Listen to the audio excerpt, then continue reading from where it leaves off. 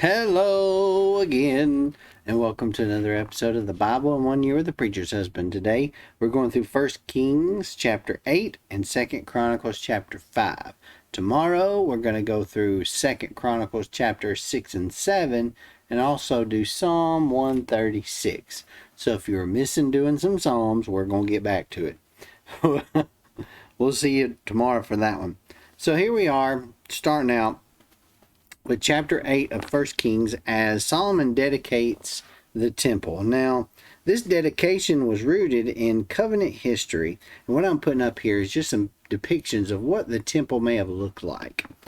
The specific offenses that were mentioned here in Solomon's great prayer that starts in verse 22, it reflected the atmosphere, so to speak, if not the very words of Leviticus chapter 26. The prayer also focused on more recent covenant history, especially the recently chosen dynasty, the dynasty's city, and the new permanent home for God's presence with his people. And now that included moving the ark. Now, moving the ark from David's private shrine on Mount Zion to the new national temple in Jerusalem restored the ark to its role as a national religious symbol for the Israeli people. And verses 3 and 4 here, you basically see that after that difficult lesson that David learned concerning the movement of the ark, you remember that in 2 Samuel chapter 6, verses 7 and 8, when there were tragedies moving the ark because they moved it in the wrong manner and people died. But in this case, all of the transporting was implemented in the proper manner. And we get to verse 8 and verse 9 here. It says, it says they are still here today. That was because the author of Kings used sources that were written before the destruction of the temple. So, and that happened in 586 BC, roughly. So, all this happened before the temple was destroyed. That's when this was written. So, you've got him dedicating the temple. You've got the first thing that happens here is Solomon first stands before God and he speaks to God for the people. Then he turns from facing God to the congregation.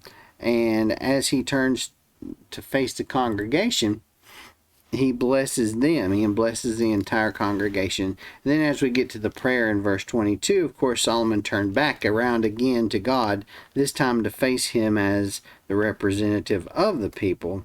Now, at some point, Solomon kneeled with his hands held upward for this prayer, because it does say that he was kneeling during this prayer time. And then the prayer goes on through verse 53. When we get to verse 54, we're talking about Solomon's blessings. So he's blessing the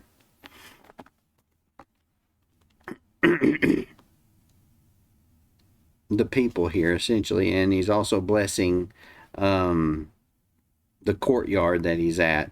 They do a sacrifice. What stood out to me here was in verse 63, Solomon offered a sacrifice of fellowship offerings to the Lord. In 2 Corinthians chapter 5, it said that the offerings were so numerous they weren't countable, but here in chapter 8 it says 22,000 cattle and 120,000 sheep and goat were sacrificed. In this manner, the king and all the Israelites dedicated the Lord's temple. So they dedicated the temple with all of those sacrifices. And then, of course, after they consecrated the courtyard, they observed a festival in the presence of the Lord. 7 days and then 7 more days. So 14 days total. On the 15th day, he sent the people away. Said, that's enough partying. We've partied for 2 weeks now. It's time for y'all to go do something else. Y'all want up out of here. So the people, as they left, blessed Solomon. And then here's a picture of another cutaway of what the temple would have looked like and what the Holy of Holies would have looked like as an artist's depiction there. In 2 Chronicles chapter 5, This is basically rehashing the preparations for the temple dedication and how the Levites picked up the ark and how they moved it. The procession of the ark actually only covered a very small distance because it was moved from one part of Jerusalem to another part of Jerusalem. But simultaneously, a much longer procession carried the entire tabernacle, the tent of meeting, from Gibeon up to Jerusalem, where it had become integrated into the temple structure. The ark was carried by the proper people, the Levites, and in the proper manner, as they threaded 2 poles through grommets on the ark and then hoisted it on their shoulders. So it kind of expands, 2 Chronicles 5 expands on what we just read in 1 Kings 8 about that.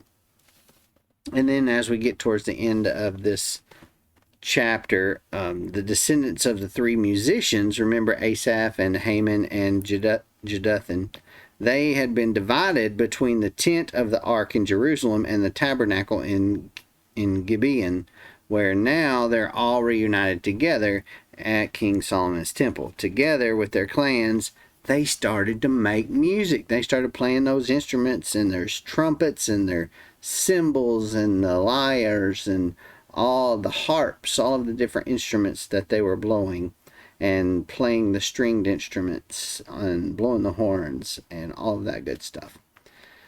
And guess what? God approved.